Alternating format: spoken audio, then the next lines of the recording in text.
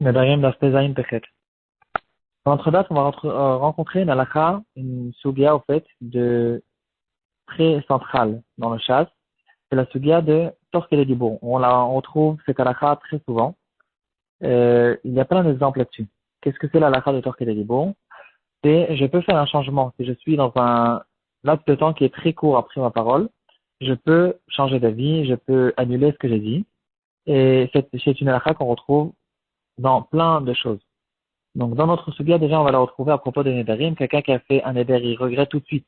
Alors, il n'a pas besoin d'Atarat Nedarim. Tout de suite, il dit, je regrette. Son Neder est annulé. On a vu aussi à propos de Afarat Nedarim. Si, dans un cas où il y a la femme et la fille, il ne savait pas qui c'était, il a fait Afarat Nedarim, puis il s'est avéré Torqué de Libourg, ça marche aussi. On retrouve dans notre sugia même à propos de quelqu'un qui a déchiré son habit pour son proche. Et finalement, en fait, il s'est avéré que le proche n'était pas mort quand il a déchiré son habit, mais il est mort, torque des débours, du moment où il a déchiré son habit. Ça marche aussi. Ça, c'est aussi un grand douche. On connaît cette halakha à propos de Amelech HaKadosh. Amelech HaKadosh qu'on dit à Teret et Metuva. S'il a dit à quel HaKadosh, il s'est repris tout de suite. Alors, c'est considéré que ça marche. On la retrouve à propos d'un témoignage, à propos de plein de choses. Torque des débours, qui est des bourdami. Le Ran, il va nous faire une recherche d'où vient cette halakha, dont on la connaît. Il va donner deux possibilités. Il y a l'avis de Rabbeinu Tam qui dira que Torque des débours, qui est des bourdami, c'est une halakha qui est midérabanan. Les Chachamim ont instauré cette halakha, et la raison pour laquelle ils ont instauré cette chose-là, c'était parce qu'on craint que quelqu'un, il est en train d'acheter quelque chose dans le marché, il rencontre son rave, et il devra bien sûr s'arrêter et dire bonjour à son rave. Alors on a peur qu'il rencontre son rave juste au moment où il est en train de faire l'acquisition, et puis il a eu besoin de dire bonjour à son rave, et puis en fait il n'était pas vraiment sérieux, et il était intéressé d'annuler, et il ne peut plus annuler. Donc c'est à cause de ça que les Chachamim, ils ont dit, tant que on puisse dire, le temps de dire Shalom Alecha Rabbi ou Mori, ces mots-là, c'est le temps au fait où on peut encore regretter. Le Ra n'est pas d'accord avec ce Rabbeinu Tam, il va dire il va poser des questions là-dessus, il va dire que non. Le din de Torque et le Dibour, c'est quelque chose qu'on connaît d'une Svara, c'est quelque chose qui est évident. Quelqu'un, quand il parle, il est intéressé, tout le monde est intéressé, tout le monde. De manière générale, quand quelqu'un parle, il ne veut pas on est avec un chronomètre au millième de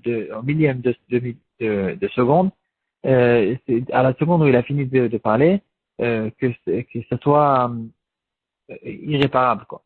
Il est intéressé il y ait quand même quelques secondes pour essayer pour s'habituer à l'idée, pour pouvoir changer d'avis en tout cas. Euh, et donc le Ran il va nous dire que si c'est comme ça, si c'est une svara, c'est quelque chose qui est évident, c'est considéré comme une halakha qui est minatora. C'est la raison pour laquelle on la retrouve à propos de Nedarim, on retrouve à propos de pas mal de choses qui sont midoraita. À propos de cette halakha de Torque et Dibour qui est Dibour, on va rencontrer cette halakha dans Ilchot Brachot aussi.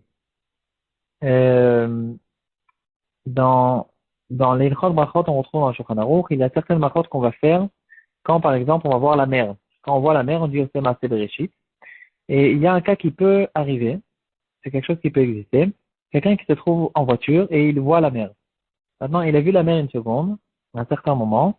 Il est intéressé de faire la bracha, mais à la seconde où il fait la bracha, il ne voit plus la mer. Il y a eu une colline qui lui cache la mer. Il y a eu un camion qui est passé à côté qui lui a caché la mer. Est-ce qu'il peut encore faire la bracha? La réponse est que s'il se trouve encore dans un torquet de dibour du moment où il a vu la mer, alors il peut encore faire la bracha. Il voit la mer. Maintenant, il ne la voit plus, mais il se trouve encore dans les 2 secondes ou les 3 secondes qui sont torquet de dibour euh, du moment où il a vu la mer. Dans ce cas-là, il peut encore faire la bracha et on fera fonctionner cette halakha de torquet de dibour qui est dibour d'ami. Cette halakha, on peut la retrouver aussi à propos d'une autre bracha. Euh, quelqu'un qui voit un éclair. Quelqu'un qui voit un éclair, on est maintenant en hiver, c'est quelque chose qui peut arriver, on voit un éclair, et jusqu'à quand en fait je peux faire la bracha? Quel est le temps où j'ai la possibilité de faire la bracha? Alors la réponse ici aussi sera la même. Si je suis encore dans un laps de temps de torque et de dibour, à partir du moment où j'ai vu l'éclair, je peux encore faire la bracha. S'il y a trop de temps qui est passé, alors on ne fera plus la bracha. Le Shulchan Aruch, dans Siman Resh Kaf Zayin, il ramène le cas suivant, c'est un cas un peu difficile à imaginer. Quelqu'un qui se trouve dans un endroit où il ne peut pas faire de brachot, par exemple, il se trouve sous la douche, et il a vu l'éclair. Le Shulchan Aruch, il va nous dire, s'il a le temps de sortir et de faire la bracha torquée de Dibour, alors il le fera, sinon il ne le fera pas. Bon, c'est un peu difficile à imaginer comment il peut sortir en 2 secondes, être déjà dehors. Les poskim, il parle qu'est-ce qu'il va faire avec Netilat Yadayim, etc. Mais en tout cas, on retrouve cette halakha aussi dans le Shulchan Aruch. Encore, si déjà on a parlé des halakhot, des éclairs et des tonnerres, alors quelqu'un qui voit un éclair et qui a attendu maintenant 2 secondes après qu'il a vu l'éclair, et il entend déjà le tonnerre qui est arrivé tout de suite après, alors dans ce cas-là, dira le Shulchan Aruch qu'il fera une seule bracha sur les deux, il fera aussi un Bereshit. Sur les deux, il n'aura pas besoin, en fait, on ne lui dira pas de faire 2 brachot comme on a l'habitude de faire. Sur l'éclair au Sema Bereshit, sur le tonnerre chez Kocho Guvratem Olam, il fera une seule bracha pour les deux.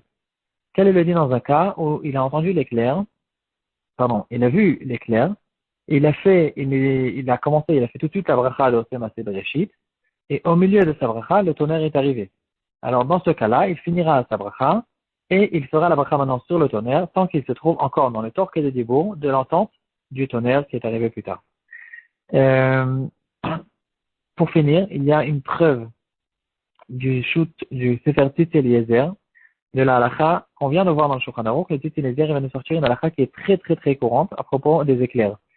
Qu'est-ce que ça veut dire voir un éclair? Quand on dit j'ai vu un éclair, je dois faire la bracha.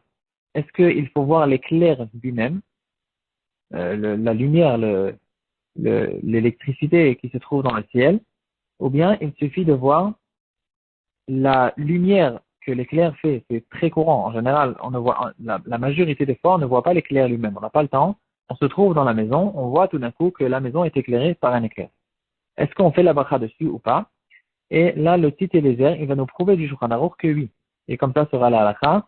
On fait la halakha même sur l'éclair de l'éclair, même sans voir l'éclair lui-même.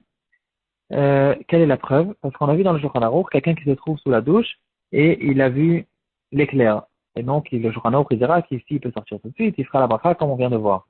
Et bien sûr, quelqu'un qui se trouve sous la douche, en général, la majorité des cas, c'est qu'il n'a pas de possibilité de voir l'éclair lui-même. Il se trouve dans une salle qui est fermée, qui a un plafond, etc. Donc, c'est très difficile de dire qu'il se trouve dans le Beth Amerchat et que c'est un endroit où il a vu quand même l'éclair lui-même.